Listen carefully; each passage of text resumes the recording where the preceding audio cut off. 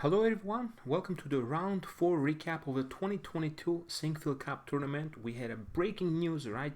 When the round started, Magnus Carlsen decided to withdraw from a tournament after only playing 3 games, and this was a big shock for the world of chess. And a lot of players are still trying to find out what happened. He definitely had a very disappointing loss with the white pieces in round number 3 against Hans Niemann.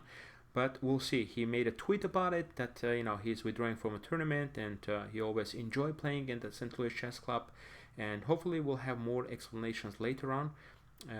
Maybe he will give some interviews when he's back in Norway, and we'll know more about this. But in the meantime, we'll take a look at the game. The best game, in my opinion, here was a very exciting game between Hans Niemann with the white piece against Alireza Firouzja. There was one decisive game, Fabiano Caruana winning a very long marathon queen endgame against Maxime Vacher-Lagrave. Levon Aronian against Dominguez was relatively a short draw, and Nepomniachtchi against Wesley So was even shorter game.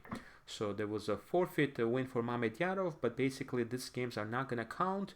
And after Magnus's withdrawal, what will happen now, since he didn't play half of the games, basically all his results will be nullified. And it's basically he didn't play in this tournament, and but the first 3 games he played wouldn't be counted for rating. So Hans will get the rating points of winning against him, and Magnus will get his rating win for beating Nepo, for example. But the results of the tournament are simply nullified. It's like he basically never played in a tournament. So it's going to be, instead of 10 players, 9-round tournament with some players having a day off when they were supposed to play Magnus. So again, it's a huge shock and to the world of chess, and but there's a lot of things gonna be around, so you can follow the news and find out exactly of what exactly happened and what many people think. So in the meantime, let's take a look at this game. This was another exciting game played by Hans, and he's playing with the white pieces. He had 3 whites out of the first 4 games, so he had that, I think, good lucky number 1, and he started with 2 whites and then 1 black against Magnus, and now another game. And in this game, he actually had a lot of good chances as well. So let's take a look. E4, E5, Knight F3, Knight C6, Bishop C4 he plays, and not the Bishop B5, Ruy Lopez, and Knight F6 played. So basically asking, are you going to play just D3, or are you going to go, let's say, Knight G5 to the fried liver attack? So Hans played the move D3. Players are playing relatively quickly. This is all theory, and I presume this is still a prep for both players. But here we see Hans already spending a little bit of time. He's not moving as fast. So here we already spent about 11 minutes for the game. And this is typical. The knight comes to G6 for black. And here we see the first novelty of the game. Novelty is when the new move, never been played before, is Bishop F1. There was a game previously played, but it was with the move Bishop B3 with the idea to put a knight on C4. So there was another game, but let's see. Bishop F1, C6, Knight C4. Now knight is coming to a very logical square. I like this. Now forcing the bishop to a more defensive square on C7, and now we have D takes C4. And here Alireza didn't quite like this move, let's say taking back with the pawn, because now queen takes. If you take back with the bishop, then you're dropping the pawn, so this is not going to be good. If you take back with the rook, simply bishop e3. The idea behind it, if knight takes b6, knight takes e4, excuse me, bishop b6, a fantastic move, hitting the bishop and the knight. Now take knight to b6, now hitting the rook, and then simply going to pick up the knight on e4, giving white a nice advantage, winning position actually. So that's why Alireza didn't want to do it. He took back with the knight. He wanted to get one pair of the knights off the board. And here we see a move, Bishop F4, played by Hans. For example, he could have also played takes, Queen D8, Rook takes D8, Bishop E3. But here it's just not going to be that much advantage, because Bishop is going to land on E6, hitting the knight, Knight B6, takes, and now we see black is getting active. Rook is on a 2nd rank. There's a pressure on e4, and just a roughly equal position. If white could have consolidated the position, had a pawn on f3, he can play rook e2, then he would certainly be better. But without having that, it's just going to be equal position, enough counterplay. So that's why I think Hans didn't want to go for the simplifications and play the move bishop f4. Alireza has a time advantage, about 20 minutes on the clock at the moment, but white is still a little bit better, I think. Knight takes f3, queen takes f3, d5. Logical move, trying to break open the center, try to equalize. Again, black is just trying to equalize here. d5 is a very important move. If you wait one more move after rook a1, you could be in some serious trouble, like bishop b6. You know, there's actually tactic now here, knight d6 and rook a1. I mean, it just feels like you're just one or two tempos behind here. So that's why d5 is very important. Rook a d1, and here, if you're wondering why not just attack the queen, you're going to be losing a piece. Rook takes d8, takes on f3, rook takes f8 check, king takes f8, bishop c7, and once we start counting the pieces, we will see that white is simply up a piece, and knight b6 is coming up too, so this is completely winning. So that's why he played the move bishop e6, just developing. And here is an interesting moment here. Here Hans took some time here. He spent about 12 to 13 minutes here trying to figure out what to do. White could obtain maybe a very small advantage with the move queen g3. The point here is, like for example, if you take queen takes on c7 and then black is absolutely fine, the rooks are connected and the queen is placed on an excellent square, guarding b6 and d6. So that's why white could have played a move queen g3, putting pressure. So essentially forcing the move bishop takes f4. By the way, if you're wondering why not knight h5, it's a fork. It's not, because I take. You take bishop d8. And let's say you play rook a d8. Now e takes d5, hitting the bishop, takes d5, and knight takes a5. That just actually picks up the pawn. So if you're wondering if we take here, what would happen? D takes c4 first, then simply bishop b6 takes king f1, and this is actually a very uncomfortable endgame because your pawns are simply fixed here, and white has a 4-on-3 majority. Essentially, we have a position where white is basically playing up a pawn here. Essentially, you're just down a pawn. I go g4, and I just try to expand on this side of the board. f4, f5, then bring the king to f3. So it's going to be quite unpleasant to play this position. Queen g3 is very interesting. I think the best play is to take and play queen b8 to try to exchange the queens. And now you don't want to take with the a rook because then a5 pawn is going to be hanging after the capture on d5. So rook f8. And now we see knight b6 for a second. It looks very strong. But first of all, you can just play rook a7, e5, knight d7, and then you basically get rid of the knight. It's roughly equal. But there's also another very clever move, rook a6, attacking the knight. Knight cannot go anywhere, cannot go a8, d7 anywhere. So now bishop takes a6, b takes, and now knight is simply trapped here on b6.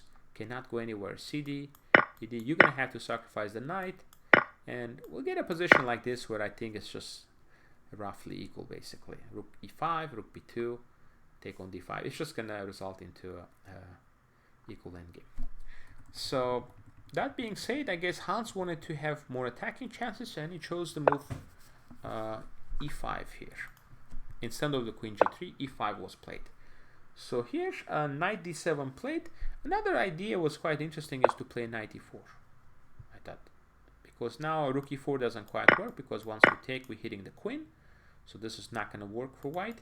And you're stopping the move knight d6 because then you can just take everything. Knight d6 takes bishop d6. So you're sort of forcing to play white to play move knight d2.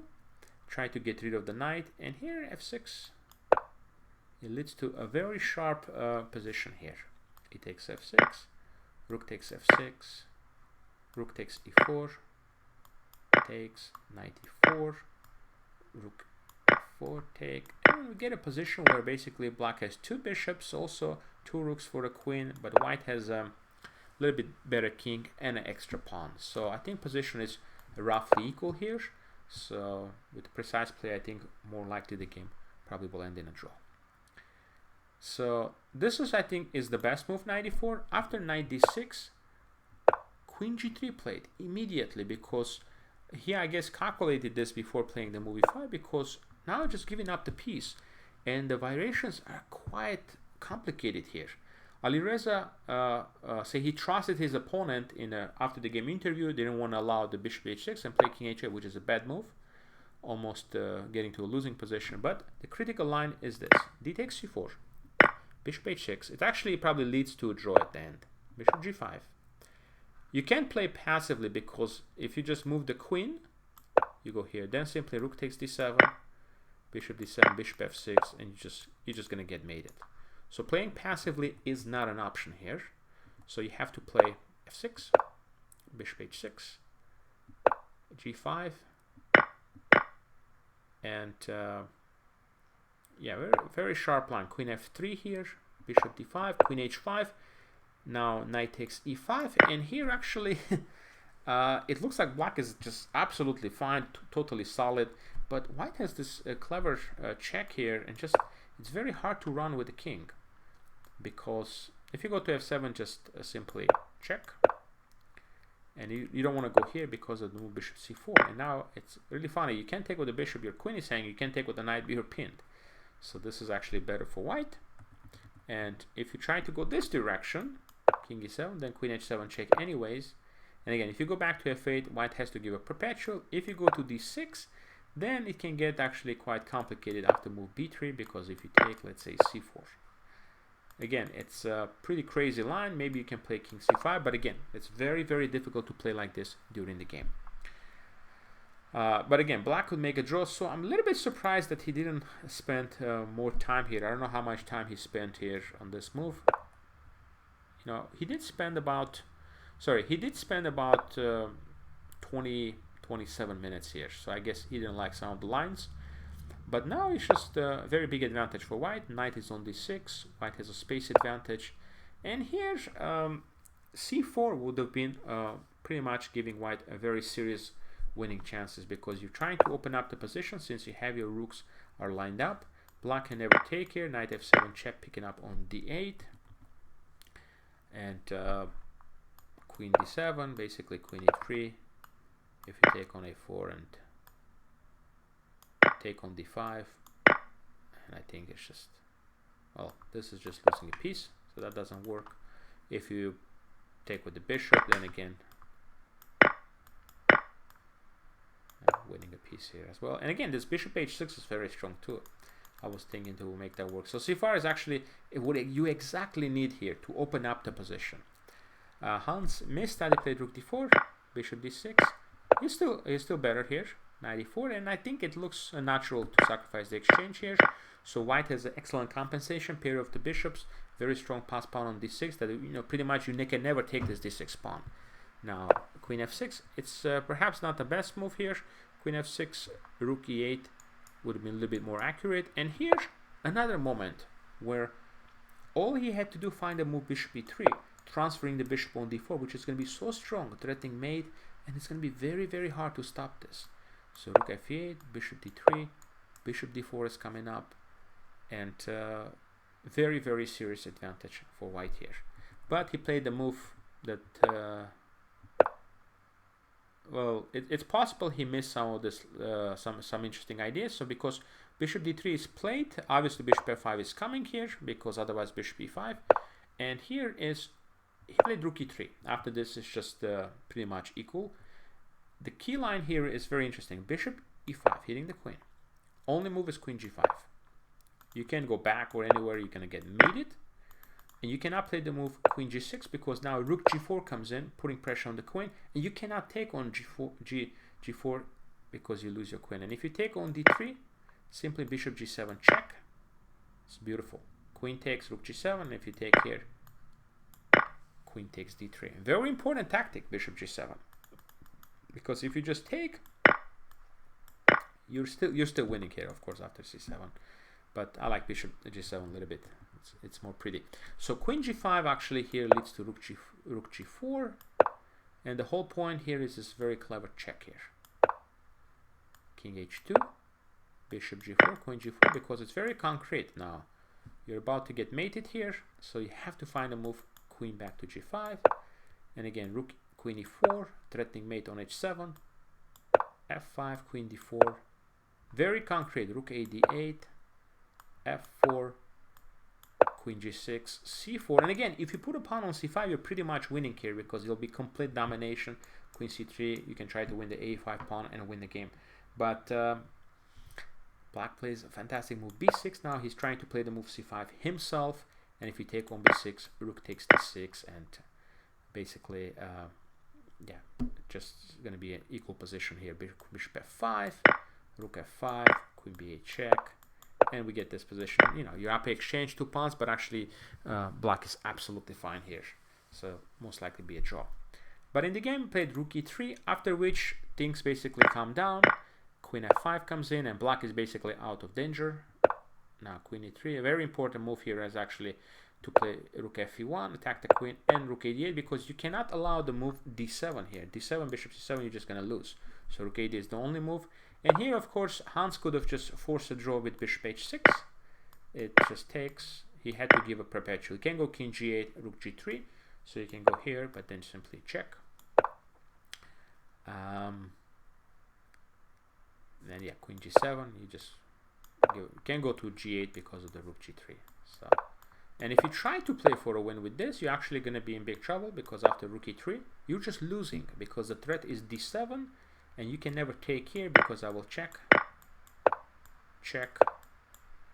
and I can simply pick up with the pawn and up 2 pawns. So black cannot play for a win. He has to basically just try to force the trade of the queens, which, yeah, it's super dangerous to try to play for a win here. So bishop h6 would have forced a draw immediately, but I play bishop e3, c5, and again, bishop h6 will lead the same exact draw here, but he played g4, a little bit on a risky side here, especially he didn't have too much time, but yeah, it's a risky move to play this. Bishop h6 would just secure the draw again, queen e4, and here I was just a little bit surprised by Alireza, because he finally had a chance here, right here. In a moment where his opponent doesn't have too much time. He has 5 minutes, he has 22 minutes. He had a chance. He played queen c6. Instead, queen a1, check. King g2, rook e1. And suddenly black is getting some chances here. With 4 minutes on the clock, it would have been very testing to see how Hans is going to try to continue here. Definitely winning chances here for black here. But Alireza was under so much pressure, he said after the game, that he just wanted to make sure he doesn't lose this game. So he played here, rook e3, and now we're just going to see the liquidations and a perpetual. And very interesting game. Hans definitely missed some chances to win this game. He had a really good position, good winning chances, but at the very end, Alireza might be a little bit disappointed, because he had a chance here. Right around here, he had a golden opportunity with 22 minutes versus 4 minutes or so to try to play for a win, because draw is a great result, but being under the pressure the entire game. But again, when you have some chances, you want to use them. So very interesting game. Again, the big shock of the round was Magnus Carlsen's withdrawal from the 2022 Sinquefield Cup tournament. But we'll still have very exciting games in this tournament, guys. Caruana won, as I mentioned, in a long game against MVL, and we have very exciting 5 more rounds to follow in this event. So I will be bringing you recaps of the round 5 this evening after the round. So make sure to tune in and subscribe to my channel so you can see all the new videos. Thank you everybody for watching, and see you soon. Bye bye.